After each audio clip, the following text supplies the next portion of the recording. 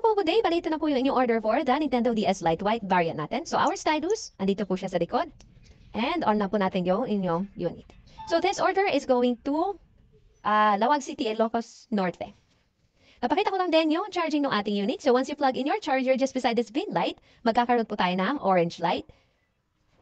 Ayan. So, this indicates that our unit is charging. And then, kita ko lang din yung buttons. So, our LR button, yung ating ABXY, directional buttons, and our select start, and yung ating touchscreen.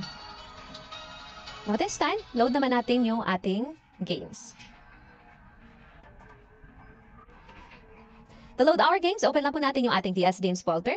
Now, for your package, this has over 400 plus games na naka-install. So, marami na rin po kayong mga games na pwede ninyong pagpilian.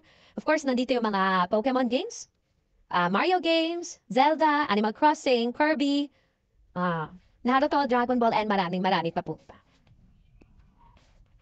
So load lang natin yung mga requesting, I think, Pokemon. One of the Pokemon games that we have.